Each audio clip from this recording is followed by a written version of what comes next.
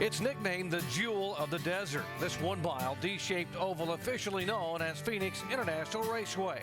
But this week, all eyes will be focused on the duel in the desert as the chase for the NASCAR Sprint Cup heats up. Can Carl Edwards continue his winning ways? And can points leader Jimmie Johnson recover from that bit of a tumble he took last week in Texas? Folks, it's Halloween weekend. Could number one possibly get a hex because Carl Edwards put Jimmie Johnson one lap down? 48 car is struggling big time right now. We will have to stop for fuel again. Even if I really conserve, stop for 4 laps, but... Then, Bob Osborne told his driver, actually, we're only 0.2 of a lap short. He's got a huge lead now with all these guys making these pit stops. He can slow his lap time way up. What a call. Carl Edwards gets it done and wins at Texas. Now the margin is 106 points with 2 races to go.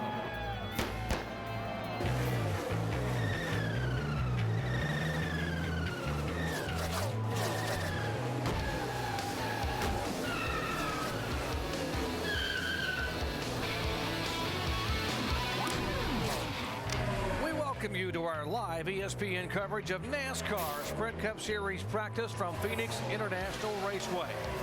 What, just 2 races remaining in the season, folks? The chase is really on. Just 106 points separate the top 2. 8 positions changed after Texas. 4 drivers moved up in the standings, including Kyle Busch, Jeff Gordon, Clint Boyer, and Matt Kenseth. Now, with more on our top points contenders, let's head down to the garage area and Jamie Little.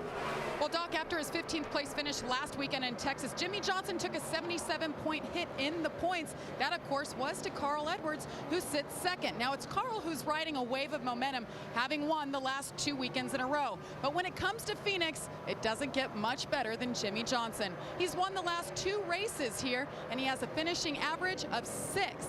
Now, this is the first practice of the weekend. It's all about getting these drivers comfortable and getting their cars up to speed and fast, as qualifying is coming up in about 3 hours. Dave Burns? Jamie, how about a non-chase story to follow this weekend at Phoenix? Mark Martin will race for the final time this weekend for Dale Earnhardt Incorporated, winding out his contract. It was going to be next week at Homestead, but after he ran so well here in the spring, leading 68 laps and nearly winning, having to pit for gas with 10 laps to go, they decided, why not run Phoenix again? And why not? He's led 13 of the 23 races he started here. That's a record. He's second all-time only to Rusty Wallace in laps led here. And 9 times he's finished 5th or better. That's a record, including his win here back in October of 1993. Doc, he'd like to make it another Phoenix win before he leaves his team. And he brings the same car he almost won with here back in April. Hello, everyone. I'm Jerry Punch, along with Dale Jarrett and Andy Petrie, and welcome inside our pit studio overlooking what is a very noisy back straightaway here at Phoenix International Raceway. Guys, after all the drama that played out the last few laps last week at Texas, what is the mindset of the top 2 teams coming here this weekend? Well, the mindset for that 99 team's got to be one of optimism. They've won the last 2 races. They made up points finally on Jimmie Johnson last week at Texas. They come in here with the mindset of, hey, we can win this thing. We make up enough points here. We do that again. We're in the thick of this battle. So they've got to just have a ton of enthusiasm. Yeah, that's a great point, Andy. But the guys that are still out front, Jimmie Johnson and Chad Knaus, they feel very good about where they're at still. Yeah, you're going to have a hiccup every once in a while, and they had a bad race last week. They're putting that behind them. This is a racetrack that they have excelled at over the last couple of years, and I think that they're very confident when they come here. They're still the guys out front and putting all of this together and making everybody chase them. And if you're the guy sitting 3rd in the point standings behind this guy, Jimmie Johnson and Carl Edwards, I'm talking about Greg Biffle. I spoke with Greg in the garage area about an hour ago. He says, I just want to keep it close. If I can get inside of 100 points and get to Homestead, I've got a shot. Because remember, folks, Biffle has won 3 times at Homestead. This car been very, very good on the 1.5-mile there oval in South Florida. And he knows that neither Jimmie Johnson or Carl Edwards have ever won a race there at that track. But this is what weekend very critical for this team. Greg also enjoys racing here. He's done pretty well in the past, and this is the key, obviously, to getting them any chance of going to Homestead next weekend. So they have to do well. There's Jeff Gordon on the racetrack, who had a great 2nd place finish last week. The time is running out for this team to win a race this year. Jeff Gordon's won a race every season, and you know that there's got to be a lot of pressure on that team and Jeff Gordon to try to get that done. 39 race winless streak. I didn't think I would ever say that about Jeff Gordon. As good as he has been, arguably the most talented driver in the last 2 decades, has won a race for 14 consecutive years. Well, the good news is he just popped up 3rd on the practice sheet right here on the speed chart.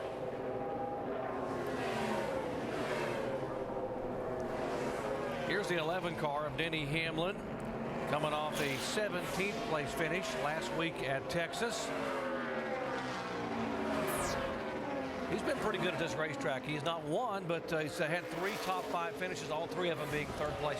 Yeah, he does a really good job here. And you just think about it. I mean, this is a 1-mile racetrack, but every one of these drivers will tell you, you treat it as a short track. That's exactly how it drives. And obviously, Denny has had a lot of success on the short tracks. Let's talk about this racetrack, the challenges here. I mean, turns 1 and 2 are tight. A lot of people say it is a short track. Turns 3 and 4 are sweeping, differing degrees of banking. There's a dog leg in the backstretch, and the whole place is flat. Now, how tough is that? Well, there's no track on the circuit like this. It's a very unique racetrack, but it does have characteristics, just like Dale said, of other racetracks.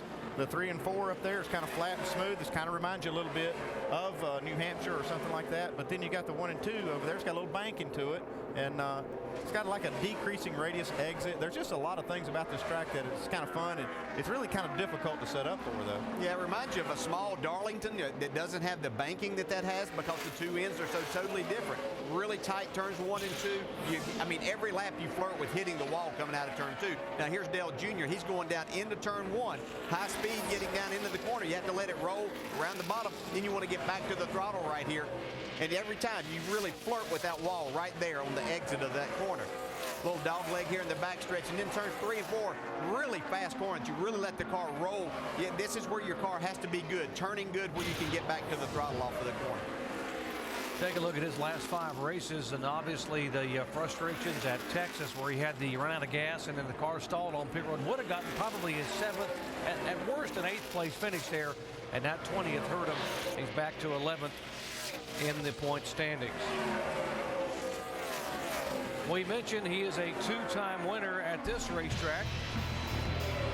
Back in 2003, Dale Earnhardt Jr. led 87 laps. And guess who he had to pass? Jimmy Johnson, to come down and take the victory here at Phoenix International Raceway. November 2004, he led 118 laps that day, and again, Jimmy Johnson was awfully good. He had to get by Jimmy to take the checkered flag and win for the 2nd time here in Phoenix.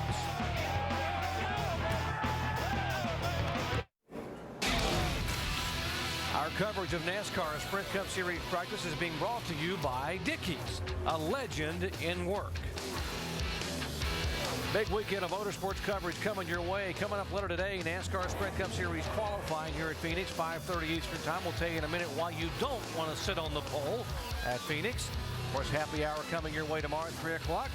NASCAR Nationwide Action presented by Craftsman tomorrow at 4 Eastern Time. NASCAR Sprint Cup stop number 9 in the chase for the Sprint Cup, Sunday 3 o'clock Eastern Time, live flag to flag on ABC, beginning with NASCAR Countdown. And NASCAR Now will begin and end the day on Sunday, 10 a.m. Eastern Time and 10 Eastern Time in the evening, wrapping up the motorsports weekend.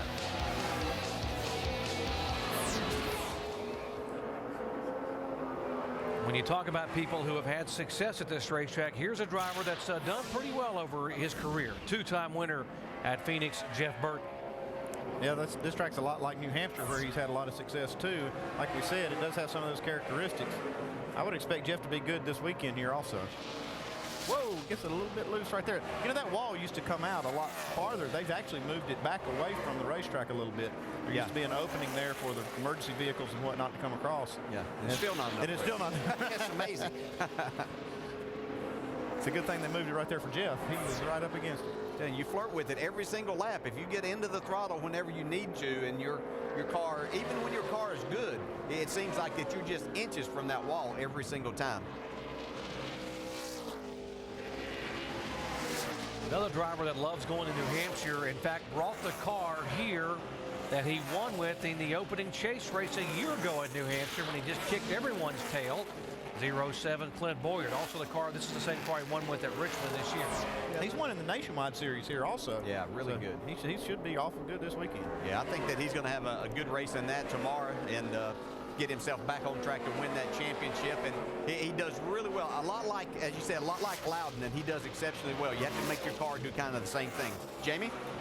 And a lot on the line for Clint Boyer. You guys talking about the Nationwide Series. He just got out of the car. He was in that car for 2 hours already this morning. Remember, he's trying to hang on to that points lead over Carl Edwards on that side. But here in the Cup Series, he brought back that favorite car of his, the car that actually won. You guys were talking about New Hampshire last year and Richmond earlier this year. So it's a good car starting off, not where they want. He said they've gone the wrong direction already starting this morning. So they're making wedge adjustments and trying to get up there on the speed charts, guys.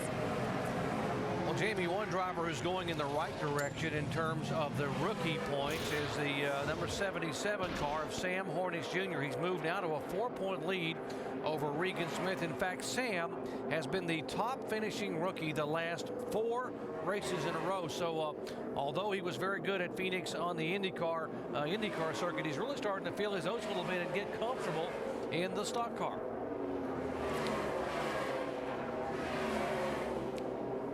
See Sam coming down pit road. Nice shot from atop Monument Mountain over there. And the guy that had a good, in fact, it led much of the year in rookie points is Regan Smith here in the 0-1. You can see it's a tough racetrack for these young guys to come to in these cars. The old cars were kind of fun to drive here. These cars, because of being kind of top heavy and they get rolled over, makes it much more difficult to drive and race here. I think that we ran them here that I was in the car. This was just a tougher place. The old cars, you could kind of get those cars. You had enough downforce and you could kind of slide those around. These, even though you have to slide them around, they just seem to want to get rolled over more. The drivers and teams that figure that out are the ones that usually run the best. Do you think that gives some of these drivers like Regan Smith an advantage that they don't really know how good the cars used to drive, that they just have what they have now and make this car work? Yeah, that's exactly right. They just continue to work on this and try to make it better. And I'm sure that every one of these DEI cars have a setup that's pretty close to what Mark Martin ran here that first race, because he was incredible. Mark's on top of the speed chart right now as we look at Martin Truex, another car out of that DEI stable. Yeah, we were just talking to Dave Burns was telling us how good Mark Martin was here in the spring, and he looks like he's just that good again. Truex has had back-to-back top 10 finishes here. He finished 8th back in April, finished 7th in this race a year ago. Pretty loose through that corner. Yeah, trying to carry a lot of speed right through the center. That's what you try to do in 3 and 4. You see bringing the car in. You really try to let the car roll right there. And if you get it rolling really fast, it's really more than what the tire will withstand, and it just break loose then. Here's the 15 car, another one of the DEI entries, Paul Menard. We mentioned that he would be going over to Yates Racing, and we were talking last week about Larry Carter, the crew chief for Jamie McMurray. Actually, Larry Carter will be the crew chief for Paul Menard next year at Yates Racing. So moving over to this team, and I'm sure Paul's excited about getting Larry on board for him. But he'd like to finish out the year, maybe get a win for DEI. He wants to finish up strong, and they've raced pretty good here this last, fourth of the season. I know he's got to be really excited about having Larry Carter come over there. That's really good news for Paul. I know Larry's helped a lot of drivers, Rusty Wallace and now Jamie McMurray. Jamie's had some of the best races here in the last 5 or 6 races he's had at Roush since he's been there. Let's update the 88 car. Dave? And let's start with a question to crew chief Andy Petrie. Hey, that's a loose off the corner there, driver. You might want to be careful with that. Andy, did you like to start in this format anyway with race practice or with a quick qualifying run for your driver? Well, Dave, I always like to qualify fast. This is Friday. It's all about making the car go fast, and that's what I focused on, was that, trying to get a good starting spot. All right, here's what Junior's team is doing, and both work very well, by the way, whether you start with race trim or you start with qualifying trim. They started with race trim today. They wanted to make 3 runs and then switch over to qualifying trim.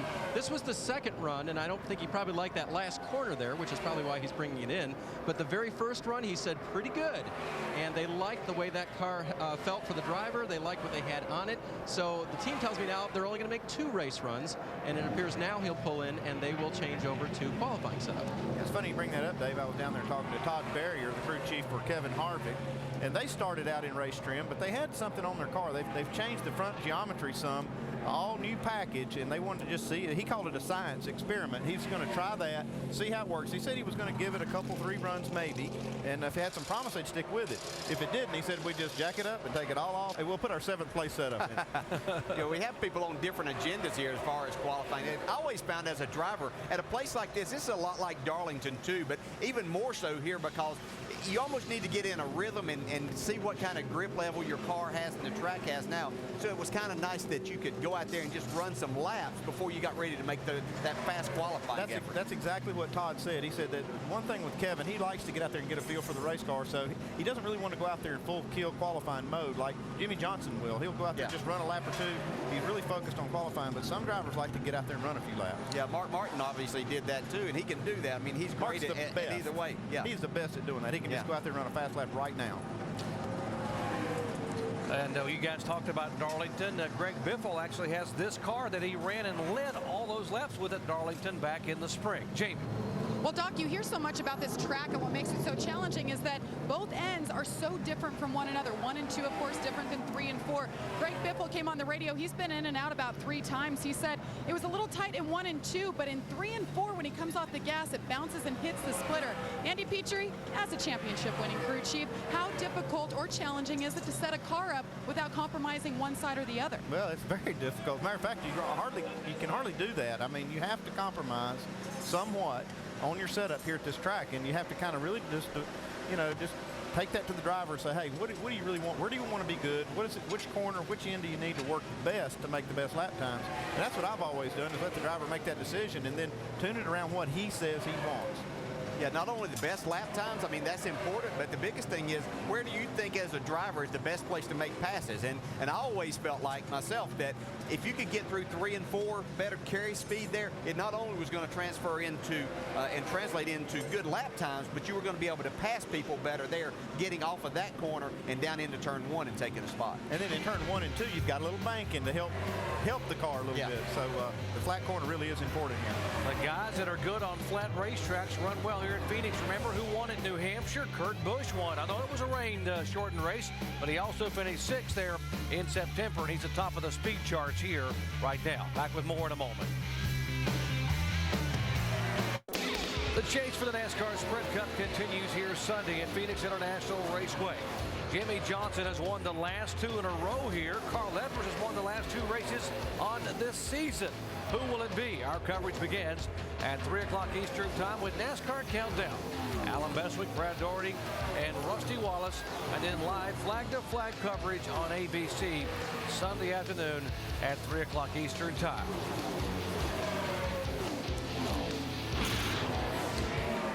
Jimmy Johnson last week at Texas, the first time he has failed to lead a lap in a chase race in 17 chase events. That's how good he has been here. His worst finishes, you got to go all the way back to 2006 to see some bad finishes. He's obviously been very good this year. And even when he has a bad day, he finishes in the top 15. That's what I'm sitting here thinking if we're showing that. I mean, we talk about a bad, terrible day, and he finishes 15th. That's there's a lot of guys out there that those are pretty good days for. And, I think the standards kind of changed. We used to talk about getting top 10 finishes, but finishing in the top 15 now is something that you talk about. Well, there's some teams have put out a press release saying they finished in the top 15. Here we're talking about Jimmy Johnson having a terrible day.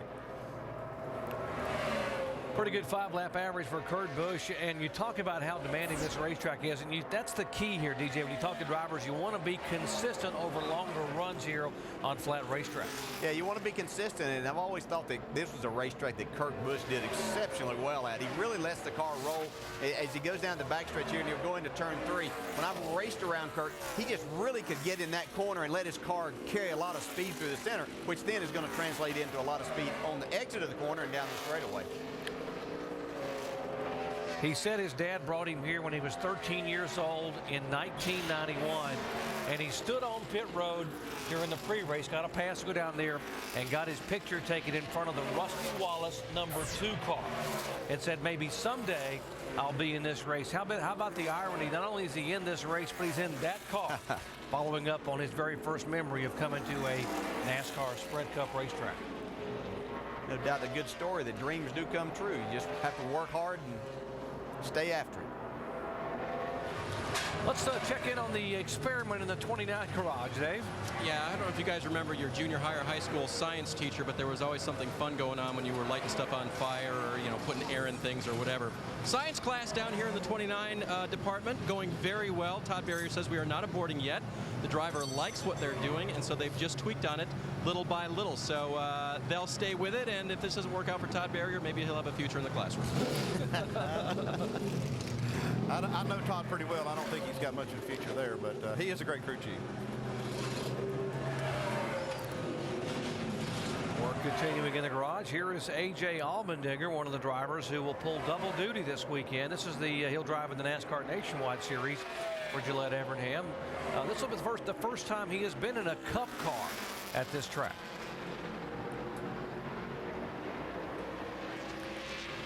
A lot of discussion the last couple of weeks about what A.J. Allmendinger would do. Here's what we asked him about him signing with a new team.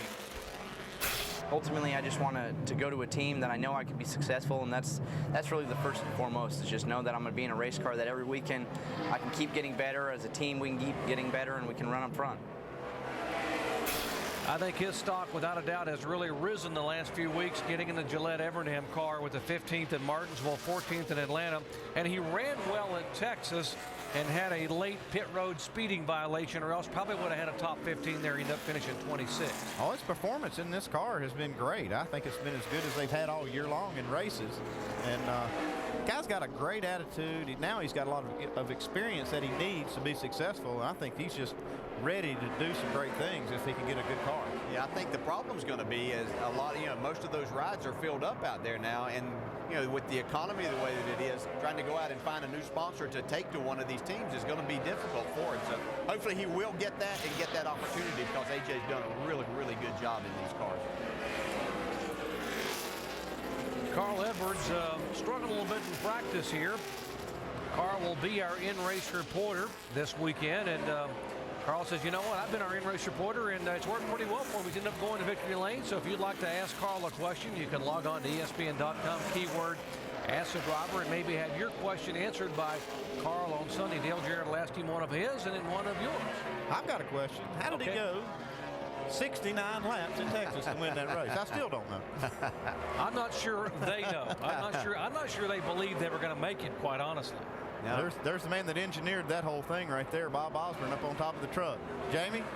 That was unbelievable, and nobody was more proud than Carl Edwards. I just talked to him before he got back in his car. He went out and did about 15 laps. He said the car was okay, but then he sat outside of his car for about 15 minutes, put it in qualifying trim, and they just went out. You see they jumped up to 9th. They were about 33rd on the board before that qualifying run. Remember, Carl was on the pole here 1 year ago, and of course, they're going to go for that pole again. I alluded in our little promo of qualifying coming up later. Whoa, I looked out. He got it. Looks like they lit the barbecue grills down there. And that's just raw fuel in the exhaust when they shut it off? They just shut the engine off, and when they roll through the corner, that flat corner especially, you can get a little spillover of the fuel down in the engine, and what it does, it reignites back in that exhaust pipe. It's not a big deal other than the fact that it might burn the paint off the side of the car. Let's check in on Denny Hamlin. Dave? And Doc, he stepped out of the car for the moment, talking with crew chief Mike Ford about what that car was doing, and Wheels, the engineer, looking on as well. What they were working on is the car was too loose in the middle of the corner. They changed a number of things, including sliding some lead around in the framework of this 11 car on the left side. I want to go to Tim Brewer in the tech center. And Tim, why would you do that, and how can you change the handling on this car with lead? Weight from the rear of the car, and we move it from the rear of the car, slide it up the frame rail. But what we use is actually tungsten. And this piece represents 35 pounds, which is 1% of the total weight of the car. But by moving the tungsten from rear to front to increase the weight, it puts more weight on the front axle of the car, tightening the car up. But when we move that tungsten up, we put these aluminum spacers in there, just take them out of front, move them to the rear, move the weight forward. Keeps them from sliding around in that frame rail and making a lot of racket. Drivers don't like it when that tungsten is knocking around in the frame, but these cars, especially this new car, has taken a little different front to rear weight distribution than the old car, and that's one of the things that really a lot of teams are struggling with because the car is so heavy. Here's his teammate Tony Stewart in the 20 car. Remember, Tony has only 2 races left for Joe Gibbs Racing here at Homestead, and he embarks on a whole new adventure with Stewart-Haas Racing as a Chevy owner next year. You can see Tony, and I saw Carl Edwards a minute ago, already down utilizing the apron. You'll get the left side tires down on there, especially trying to get that left front. It kind of de-wedges the race car and helps you to get turned, and you can see a splitter dragging right there. I see that every week out of this car. This seems like this team really has that thing down on the ground, and we see it smoking and dragging a lot. I don't know if they obviously they're doing it on purpose because we see it so much, but we don't see the other cars smoking that thing quite as much as this car does. Tony Stewart has started 13 times here in his career at Phoenix International Raceway, but his best finish came in his rookie year. Turn back the clock to 1999.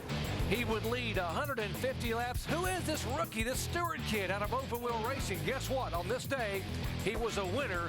His second career win coming in his rookie year here at Phoenix.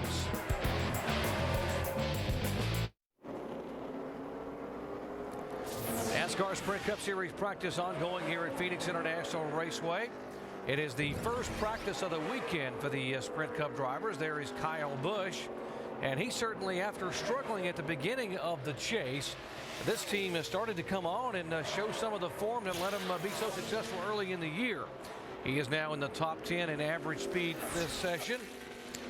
Coming off a 6th place finish at Texas. He was a top 5 in Atlanta the week before, had a 4th at Charlotte. So if he'd had those kind of finishes in the first part of the chase, he might have been a real contender right now.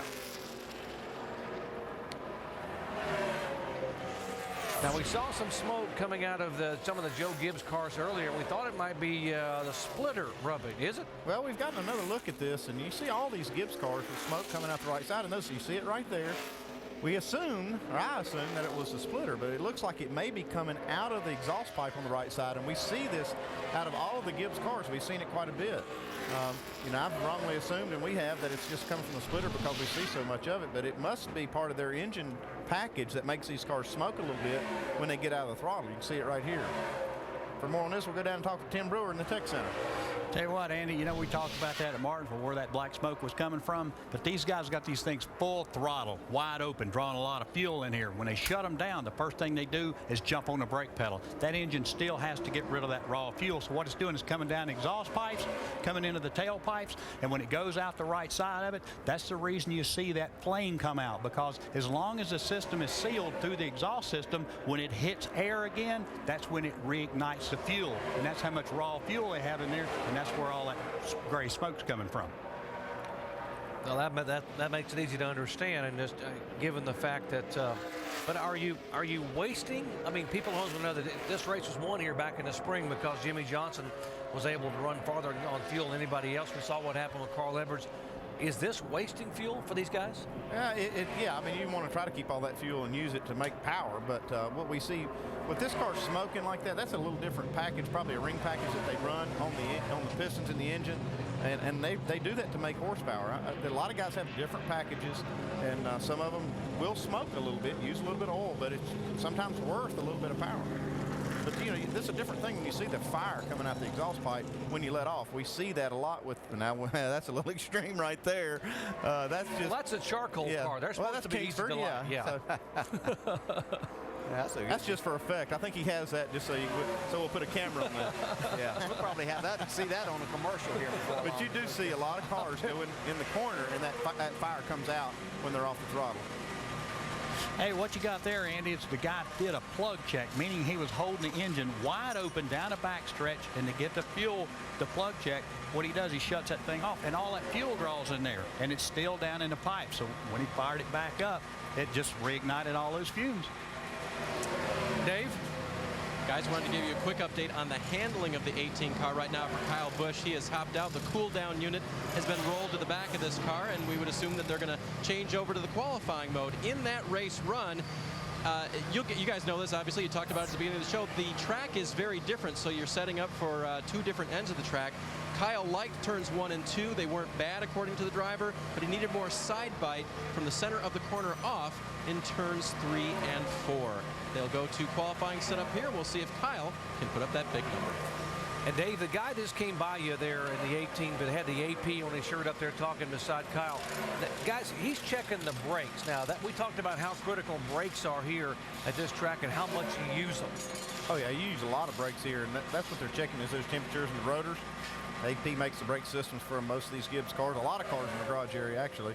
So they're just kind of keeping up, giving these guys the information they need to know how much brake temperature they're seeing. You see, that's what Tony's looking at. He says, okay, let me look at my temperatures.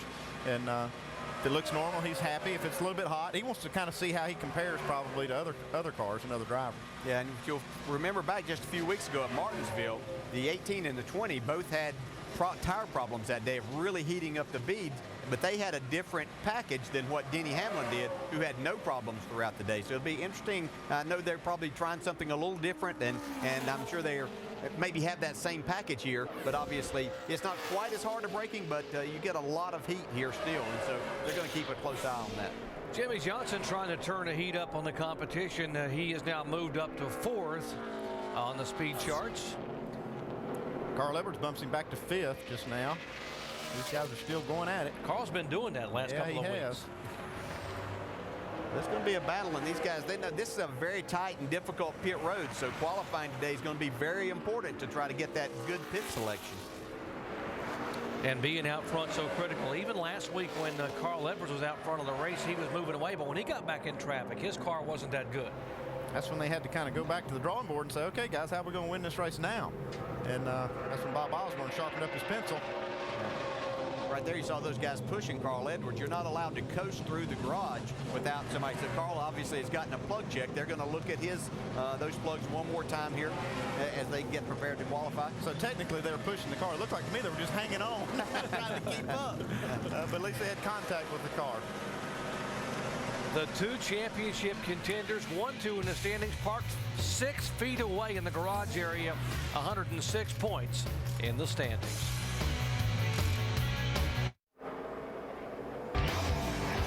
We invite you to join us Sunday for stop number 9 in the chase for the NASCAR Sprint Cup, coming your way from Phoenix International Raceway.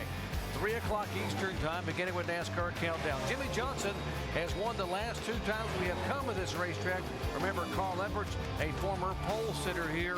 Could Carl continue his winning ways and make it 3 in a row in the chase, or will Jimmie be able to pull back away? All the action coming your way Sunday on ABC at 3 o'clock. This is the first practice session of the weekend, and now a couple of Joe Gibbs teammates. Just for 2 more weeks, though, Tony Stewart and Kyle Busch talking about their race cars. You see Kyle, he's trying to tell Tony what his car's doing. They use a lot of hand gestures. You always do that in the garage to try to explain the way your car's handling, whether it's loose or it's tight or it's bouncing. And, you know, you see these guys do that a lot. It's interesting. Tony Stewart has been a leader in that team for so long, for 10 years now. He's moving on, and it means that Kyle is going to have to step up and become sort of a leader and a mentor for some of the young guys like the Joey Logano's that are coming in.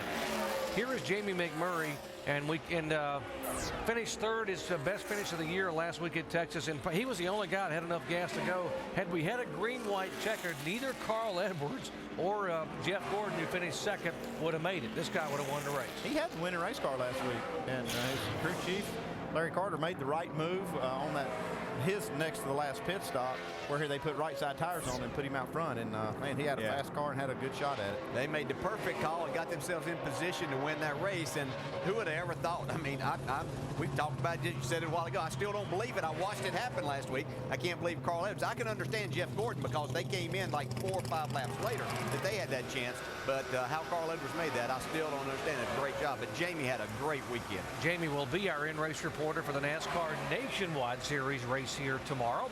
And if you'd like to ask Jamie a question during the NASCAR Nationwide race, he'll be driving the 17 car, by the way. Log on to ESPN.com. And the keyword, ask the driver. Maybe we will select your question for Jamie to answer during the 200-lap race here for the NASCAR Nationwide cars. Jamie? Well, Doc, I'll tell you what, Jamie McMurray's giving us and the media a lot to talk about and, of course, a lot to smile about. Right now, he just came back in. He did another qualifying run. He said the car is pretty good through 1 and 2, a little tight in the middle, but he said, man, this car is pretty darn fast. Another car they're really happy with. Remember, he's finished 7th or better 3 of the last 4 races. And, oh, yeah, something else to smile about, Jamie McMurray just got engaged to longtime girlfriend Christy Petrell. So congratulations to him, and the good things keep happening for him. Indeed, congratulations to Jamie. Things are looking up. About to be married, about to maybe get his first win here before the year is out in 2008. Let's kind of go back to this 99 team, and how they did that last week at Texas.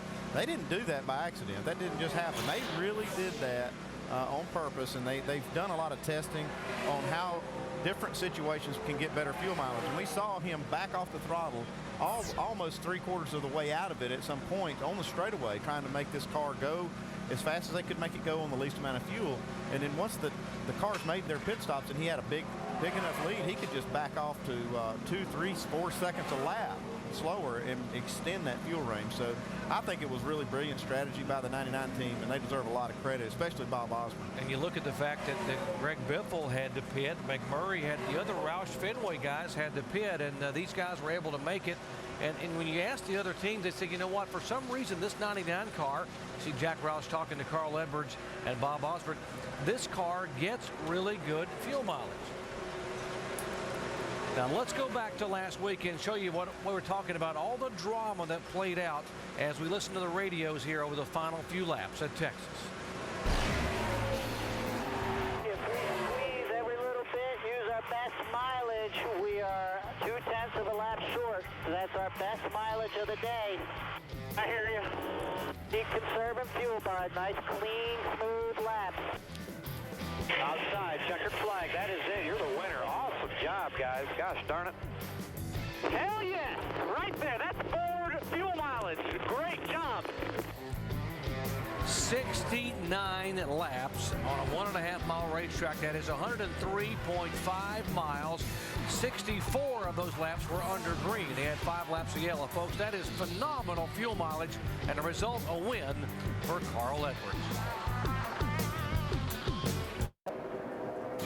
The jewel of the desert here just outside of Avondale, Arizona, about 25 miles from downtown Phoenix. Phoenix International Raceway, the 1-mile racetrack. NASCAR's been coming here a long time. In fact, Alan Kowicki won the very first NASCAR Sprint Cup event raced at this track. This is the first practice section of the weekend for the NASCAR Sprint Cup cars, and we talk about veteran drivers. It is good to have Kyle Petty back in the Sprint Cup series. This will be his final start in 2008, his 829th career start, and he said, boy, he certainly has missed the camaraderie and the competition of just being around the garage area. That's the thing, you get used to it week in and week out. I mean, you see the drivers and families out here more than literally you see your own family sometimes. And for Kyle Petty, this is the only life he's ever known. Yeah. I mean, when his dad raced, he's raced, and that's all he's ever done. Now, for you Kyle Petty fans, we are hearing that although he may not be in this car next week and maybe not in the future, although it's possible he'll be back with Petty Enterprises, there are speculations going on in the garage area that he may get some offers or is getting offers for several other teams to maybe run limited schedules in 2009. So we'll keep you updated on the information there. Here's another veteran driver on a mock qualifying run, Mark Martin. We documented earlier in our show here that he was the car to beat here back in the spring and had to come in for fuel with a few laps, and Jimmy Johnson was able to make it on fuel and won the race. He was #1 on the board. Ryan Newman went out and beat his time by just a few hundredths, 300ths of a second. So Mark trying to one-up Ryan Newman, get back up there. This will be Mark's final start in 2008 prior to moving on back to a full-time schedule next year for the final year in his career to try to win this championship. I really like the way his car looks through the corner. Ran a 27.55. That's not quick enough to beat Ryan Newman's time, but his car looks really like it's stuck well. You don't see it sliding the back end around much like you see a lot of cars.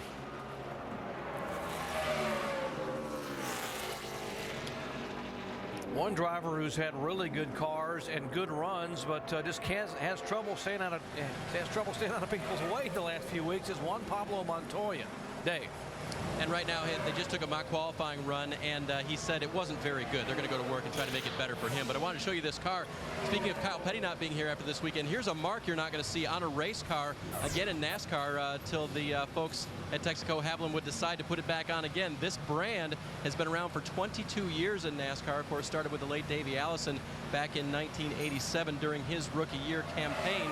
And I believe was on the race car for all 19 of Davey's wins in this series. So it's something that's sort of historic in the fact that it won't be here after this weekend. Juan Pablo trying to give them a final good show before they send this mark on its way.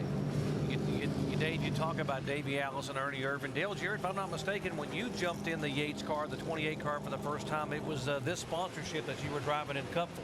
Yeah, it sure was, and got a victory there in 1995 with the Texaco Haviland sponsorship. You know, for the longest time, they still do all kinds of research, but that star on the hood of that race car was the most recognizable sponsor on any race car. You could pick that out, and everybody said, you know, that's why everybody went to work on trying to design new hoods and everything and logos for that. But that star was the one that you could always pick out wherever it was running in a pack.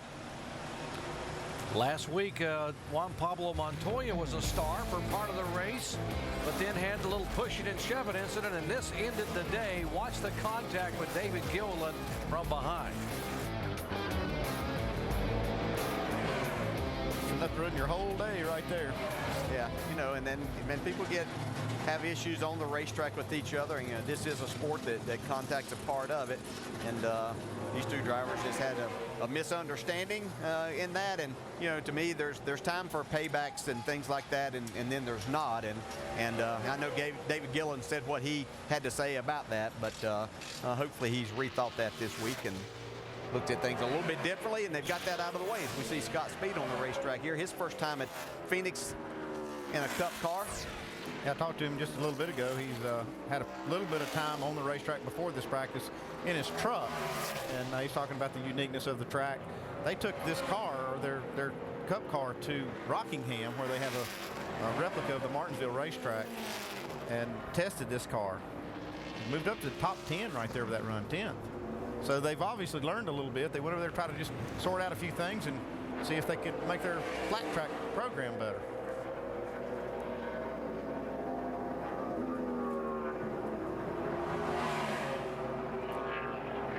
See the dog leg there in the back straightaway there in the middle of this 1 mile oval. Come out of turn 2, make that left. Here's a 38 car, David Gilliland. One of 3 drivers for Yates Racing in 2009. Paul Menard coming over. I talked to Dave in the garage area about a little bit about the incident last week, and I think it's a lot of frustration. And it's so atypical of him. He's so poised and composed, and even the guys and teams that we've never seen him get that frustrated. In reality, he'd been beaten and banged on, he said, by the 42 car a little bit, realized that that kind of contact is something that shouldn't happen on the racetrack. The beating and banging, a little shoving around is acceptable. You don't want to do it much on these high-speed racetracks, but the kind of move I saw right there, that intentional crash of Juan Montoya, I just don't think there's any room for that in this sport. See him really working the wheel off the corner. Saw it off of turn 2 and turn 4 there, so he doesn't have his car exactly where we want. New look for Dave Blaney here in the 22 car this week. Bad boy mowers. Their sponsor moving on to Richard Childress. So they've had Caterpillar for a long, long time, moving over to RCR for 2009. Here the Bill Davis team. And it's hard to look at this car and realize that it is a 22. You're so accustomed to seeing the black and yellow color. Struggling just a little bit here. He's 41st. Run about 16 laps total. He just doesn't seem to have the grip that he needs. The car just doesn't want it. Slides in the center of the corner, and we saw him off of turn 2. It wasn't as bad there, but he wasn't carrying a lot of speed off of 4 because of how far up he got in turn 3 and 4. But really struggling on this car quite a bit. From the track to the garage area, and the 5 car has been running better and better the last few weeks. Had a good run here in the spring, Jamie. He sure did have a good run. He finished 11th here, and so far so good. He's dropped down just a bit. He's 15th right now. They're making some changes, but he's given really good feedback. He said he felt like he just overdrove it going into one just a bit, so they're going to go back out and try to back up that corner and get a little more consistent. Now, Casey Mears, remember, he only has 2 races remaining with Hendrick Motorsports. Next year, of course, beginning at Daytona, he will be in the 07 that is now occupied by Clint Boyer. Now, Casey Mears tested with the 07 team just this past Tuesday, and I asked the team how it went, and they said great. So a lot to look forward to, but right now, Casey Mears concentrating on trying to get his first win this year. Same car they finished 5th with at Martinsville and 11th at Richmond, so they're expecting another top 10 finish here on Sunday. Here are the top 10 in practice and the laps they've run on the racetrack. Look how many laps Carl Edwards has been out, 24. And you see Tony Stewart's been on the track 26 laps. Back in just a moment. If he can make it half a lap, he will narrow almost 80 points off of Jimmie Johnson's lead. Carl Edwards dominates all day, the man to beat. One stout Ford pulling away. Carl's loving this. He's looking in the mirror saying, bye-bye, boys. Carl Edwards will go to victory lane. 2 in a row. Way to go, Carl. Carl Edwards will win it Saturday and Sunday. Carl Edwards takes the checkered flag. You won, buddy. You won. You are the winner. Oh, awesome race. Awesome day. Cannot live without you, brother. Carl Edwards will get to do his signature move. He's going to do his backflip. The signature somersault. Yeah, stuck the landing. And in 2008, Carl Edwards does it again. What a year for Carl Edwards in 2 series, running full-time, folks. 77 races. He has won 13 times, about 34 top 5 finishes. He's second in the points in both series, 91 points back of Clint Boyer in the Nationwide Series, and of course 106 points back of Jimmie Johnson, and closing here as the season winds down. He just hopes he doesn't run out of laps. He's got it going on in both series. Yeah, it really does. I think Carl has put himself in position as obviously one of the top drivers in NASCAR and just loves to race. And that's what's fun about Carl, and to listen to him, to talk with him, is he just enjoys getting out there and competing. This is the first practice session for the NASCAR Sprint Cup cars. And right now it is Ryan Newman atop the speed charts. Let's go down to Jamie. Well, guys, I talked to Carl when he was out of the car. So what do you do when you're looking for a championship in 2 series? How do you deal with the pressure, maybe the stress? Well, I asked Carl, and you're seeing on the picture right now all those jagged mountains. He came in a day early. He got here yesterday, went out and hiked the highest peak. He told me it took 6 hours. So that's how he's spending his time here in Phoenix when he's not in the race car. Pretty impressive for the Ironman, Carl Edwards. Very impressive, physically fit. And obviously that physical fitness, DJ, with these cars becomes a huge asset when you're trying to wrestle one of these things around a racetrack. Yeah, I don't think that it's by any coincidence that our guys that are top 2 in the standings are both very physically fit. And Carl works extremely hard, as does Jimmie Johnson at that. And yeah, driving these cars, it's a lot of work now. These cars are hotter inside, and they just don't drive that good, so these guys have to really work. Carl Edwards sat on the pole here for this race last fall. And I mentioned a little bit ago we're going to have pole qualifying coming up later today. And I said, you know, there's a reason you don't want to sit on the pole at Phoenix. And the reason is, if you ask Carl Edwards, who sat on the pole last November, or you ask Ryan Newman, who sat on the pole in April, both of those guys blew engines and finished 42nd and 43rd. So not a good omen to be the quickest guy in qualifying. That's not a good enough reason for me. I'm still going for it. I'm gonna break that. I'm gonna break that little deal. I still want to be on the pole. Now, you can't change a lot on this car, the new car NASCAR has. They're really bunching a tight box, but there are a few things you can change relating to the rear wing. Let's go down to our ESPN Tech Center and Tim Brewer. Hey, they pretty much dictate the angle of the rear wing, but we've got end plates, and we can use this radius one or flat one. Now, most of the guys like the flat one on the right rear corner because it gives you a little bit more surface area here, as well as stabilizes the car on the right side going down in the corner. But over here, you can come back and put the radius one over here. You got more downforce area here. But every time you put a car in the wind tunnel, depending on how the car is in yaw, meaning the angle it goes into the corner, that's going to be the determining factor on which one of these end plates we put on which side of the car. One thing we could do with the old car was you could mount the bodies in such a way that it gave it different side force numbers or forces there. And now with the car all being the same, the bodies are all the same, that's the only thing they can change to actually tailor that side force feel to what the driver really wants. So they do give them a little bit of leeway there. It does seem that the cars, most of them, migrate towards one spot where it does give you the most side force. You see right here, you got a little wicker on the right side of this wing, end cap of Carl Edwards, and that's to give it that side force to kind of push the back of the car to the left. See it right here on this car. The nationwide car that'll be out in 2010 that they've been testing, which David Reagan, who runs both series, is aware of, it will not have a rear wing on it at all. It'll go back to the old spoiler. Yeah, the car looks similar to this, and the chassis is identical to this car, but it will have a different look. It'll have a little more clearance in the front. It'll have a spoiler on the back. It'll have a little different characteristics as far as the suspension and the body are concerned. That's the way it's supposed to be. Yeah. Stock cars don't have wings. We have spoilers on them. So I'm glad we're headed back there, and I wish they'd go back to this and on these cars. And I know that it's, you know, they did what they had to do with this, but hopefully in the future we can get back to that. It does give the sponsor one more area that they can put their logo is on those side plates. Dave?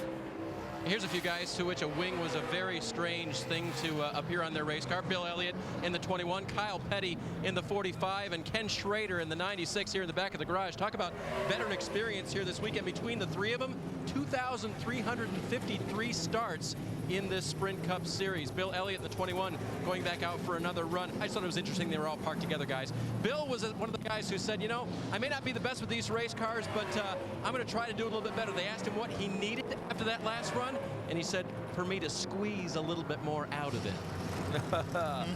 Isn't that the game? That's the game we play. Yeah, they're down there in the senior citizens area, weren't they? Oh, be nice. Now, Bill, 19 starts for Bill Elliott at this racetrack. He won it here back in 1989, starting back in 13th position. Two-time pole winner at Phoenix International Raceway and a 16-time most popular driver. 16 times this guy was the most popular driver in the sport. Check who went to the top of the board here, guys. A.J. Allmendinger. 27-19, number 1. So Allmendinger atop the speed charts. Then the Penske cars of Newman and Kurt Busch, Mark Martin and Kyle Busch. That's a top 5. Back in a moment. Only 2 races remain in the chase for the NASCAR Sprint Cup. And race number 9 coverage begins here at Phoenix International Raceway on Sunday at 3 o'clock Eastern Time. Jimmie Johnson has won the last 2 in a row here at this racetrack, but Carl Edwards has won at Atlanta and Texas and is closing quickly in the points, only 106 points back. 8 drivers in the chase have won at Phoenix, but not Carl Edwards or Greg Biffle. Jimmie Johnson has been very good. Here's the 2 car of Kurt Busch, and both the Penske cars running well now. Kurt being shown 3rd in the speed chart. Dodge is in the top 3. You see the 10 on top, and then Ryan Newman, then Kurt Busch, then Mark Martin. Went out there trying to run a little faster lap this time. See, he hooks that apron. Gets her a little loose, doesn't he, Dale? Yeah, that's what that'll do for you if you get down on the apron some. Kurt really fighting that car coming off there. He was busy. He was definitely having to go at it hard. Bobby Labonte, the 43 car. Bobby ran well here in the spring. He has a top 5 finish here back in 1999.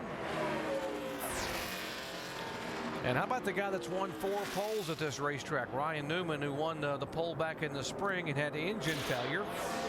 Finished 43rd.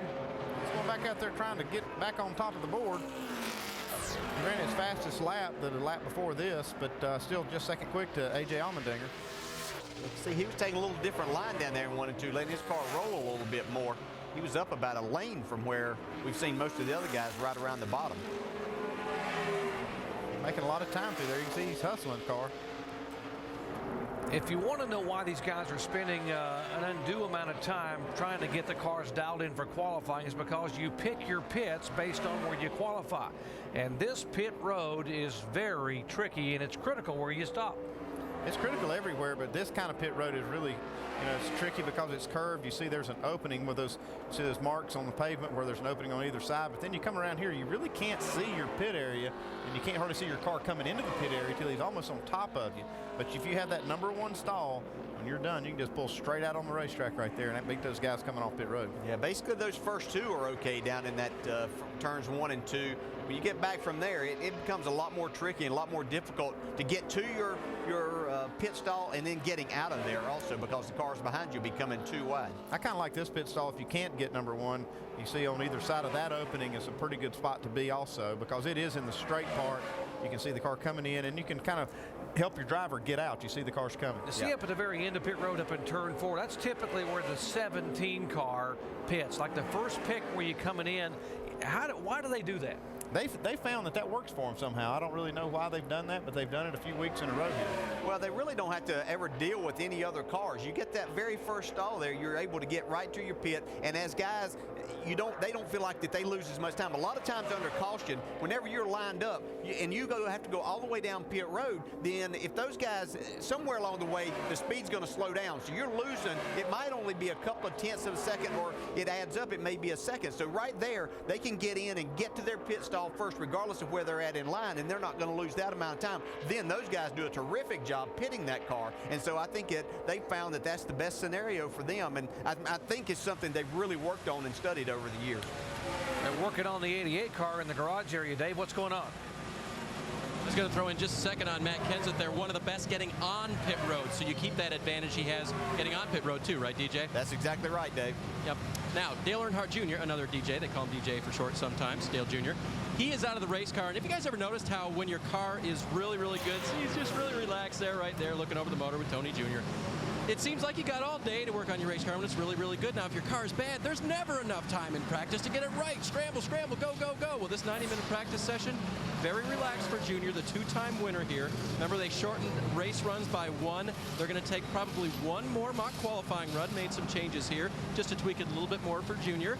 And they'll make their way out, and they'll have their mock run. It'll just be a nice, pleasant day down here in the 88 garage. Jamie? And the 16 and Greg Biffle, they keep working away. Last time Greg came in, they asked him what he needed, and he said it's hard to tell you. So what they did, they took their scrub tires off, they put the sticker tire on, and just to show you a quick difference, we call them sticker tires because they physically have this sticker on. And you look right here, these are scrub tires. It has a few laps on this set of tires. Now, they just told Greg, if he wants to make another qualifying run, come back in and they will put another set of scrub tires on. So Andy, my question to you is, we all know some tracks, it's more conducive to the scrubbed in tires and others are more conducive to stickers. What are we going to see here, and what is the select choice for qualifying? My choice, more times than not, Jamie, is a brand new tire. I've always said there's no tire like a new tire, and if you can get your car to work on new tires, that's usually the fastest way around. Now, a lot of drivers, Rusty Wallace is one of them, he always liked to scuff them in. He wanted to put a lap or half a lap or a quarter of a lap, something just to take that glaze. You see there's a mold release glaze on a brand new tire. He thinks that gives him just a little bit more grip, and possibly you might see some cars do that here. I got a question. How do you put a quarter of a lap or a half a lap on the car? Well, what you say, it's you run a quarter hard lap, then you just roll it slow. It's just, it's not going out there and running a full speed timed lap. It's running maybe through one corner and then back off, come in slow. 48 car, Jimmy Johnson and DJ. He's at the top of the charts. Let's listen in. Oh, it's not running out. I would assume we could probably use whatever you could do. I don't know if you have any more room to go up, but for qualifying, I think we can use it as far as the rev chip. So I'm on it. I was on it probably just about as much as I'd want to be at that pace. Yeah, he talked about the rev chip at the end of the back straightaway. That's where you could hit it here, and a lot of drivers will use that to tell them when to get out of the gas, because it's very easy to overdrive that getting into turn 3, Andy. And I think you've worked with that before and seen that it really can pick up a lot. I'm a real true believer in that you can run a faster lap time if you're really up against the rev limiter, and letting that thing, the rev limiter cut the engine off as you go down the fastest part of the straightaway. It makes it a little smoother on the entry, and it seems like I've always been able to make a car go faster through the middle of the corner if you hit that rev chip pretty hard. Your car at home has a rev limiter also. Don't rev it up till you hit it because it's not good for it, but these rev limiters in these cars are adjustable. They got little modules you can change, and you can change where that picks up in the RPM range. Jimmie Johnson right now where he has been most of his career when he comes to Phoenix International Raceway. He is number 1 on the speed charts and would like to stay there to be able to gain some points back here this weekend. Jimmie Johnson has won the last 2 times he has come to Phoenix. It is the duel in the desert. Number 1 focus on Jimmie Johnson's mind is to keep an eye on the 24 car. Jimmie Johnson trying to win 4 in a row. Dude, you are incredible. Awesome job today. Got your awesome job. I kind of like what Jimmie Johnson is doing. Let everybody else stop and let's see where we are. Boy, this is high stakes poker. We got a 20-second lead. Slow it way down. First win for Hendrick in 2008. Jimmie Johnson coasts across on fumes and wins it. They say it's a desert, but it certainly is a very scenic one if it is, because that's our location just outside of Avondale, Arizona, near Phoenix. Phoenix International Raceway for the NASCAR Sprint Cup cars. It is the next to the last race of the season. 2 races to go in the chase. A lot of excitement here. There is the 44 car of David Rudiman, who had a very good run going. Thought he would get his career best finish at Texas. Ended up getting a top 10, but he was hoping for a top 5. Yeah, they ran really well the entire race. It looked like he got a little bit off at one point in the race, and they didn't have a caution to kind of get things back, and the fuel mileage didn't work out exactly right for him, but still a really good run for David last weekend. Struggling a little bit here. He's in the 25th spot right now. Just ran his fastest lap at a 27:44. There's A.J. Allmendinger, guys, going back out, and I think this guy has to be the surprise of the session. Yeah, for me it is. I didn't know they would be quite this good. I mean, he's out there, like I say, he's second. He just ran another lap of 27:38, which is pretty respectable.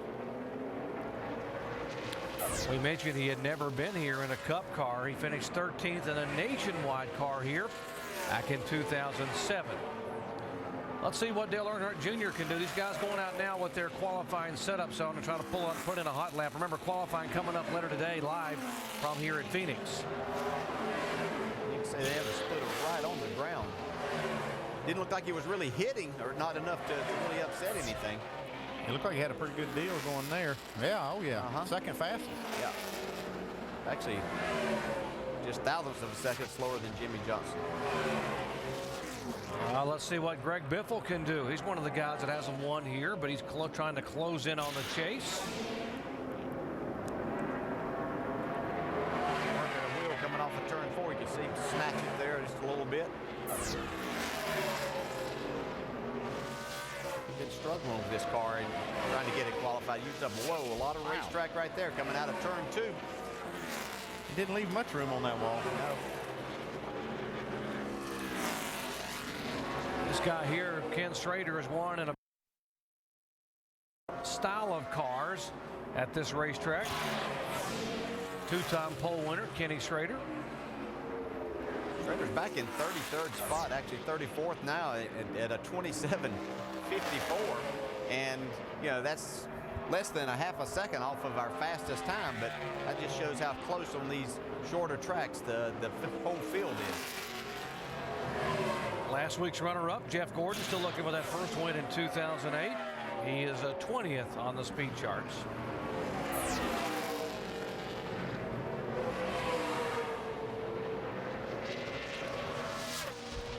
Here's a guy that has to be one of the favorites for the pole. He is one among active drivers, one more than anybody here. Started on the inside of row 1 4 times.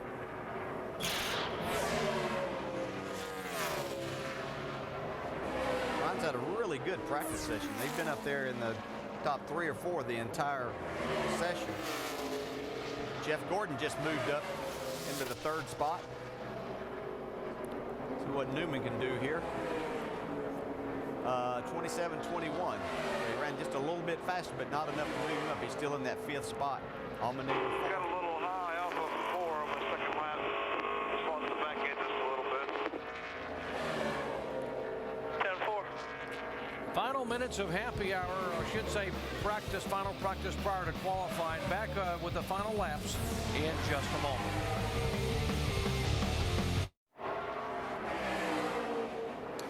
The scenic southwestern part of the United States hosting NASCAR Sprint Cup coverage.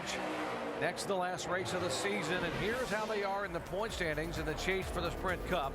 You see 8 different drivers have won at this racetrack, including points leader Jimmie Johnson, a 2-time winner. Edwards and Biffle have yet to win. You see Burton is a 2-time winner, Harvick and Dale Earnhardt Jr. Final laps of this practice prior to qualifying. Here's a 17 car, Matt Kenseth slowing down.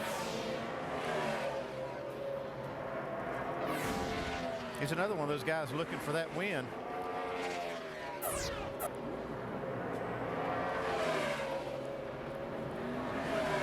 '70 car also on the racetrack, Johnny Sauter. He will have to qualify this car on time and speed. Again, our qualifying coverage coming up at 5:30 Eastern time today from here in Phoenix.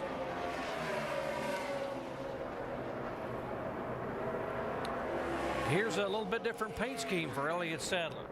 Yeah, and Elliott just moved up, was 5th. Jamie Murray just moved into that 5th spot, and Elliott's in 6th spot, so pretty good run for him here in practice.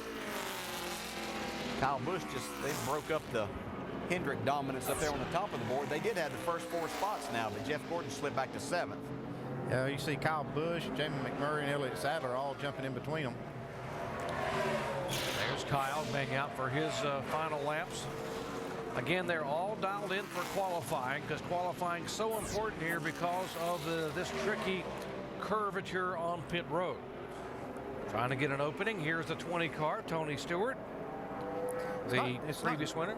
It's not just the pit road pick, which is extremely important. It's also track position. This is one of those tracks that's really difficult to pass on, and you really want to try to start up front just to maintain that position. It takes forever if you get back, you know, in that out of that top 10 to get back up there. Yeah, not only that, those are 2 perfect things, but then pride and leaving here on Friday afternoon with something good happening makes you come in Saturday morning and feel a little bit better about your situation for the weekend.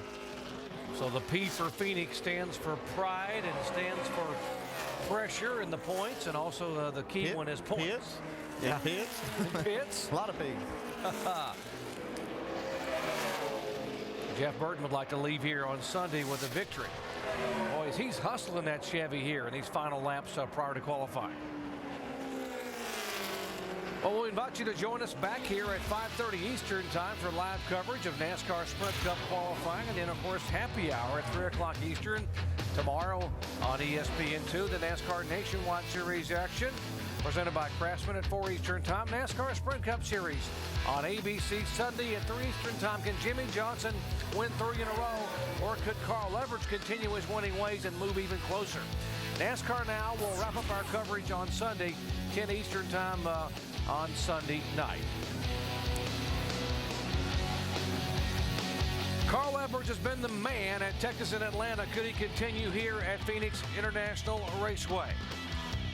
For Dale Jarrett, Andy Petrie, I'm Jerry Parks. Join us back at 5:30 Eastern time for qualifying. We'll see if Jimmie Johnson can hang on to the top spot in terms of speed. Coming up next, UEFA Championships. So long, everybody, from Phoenix.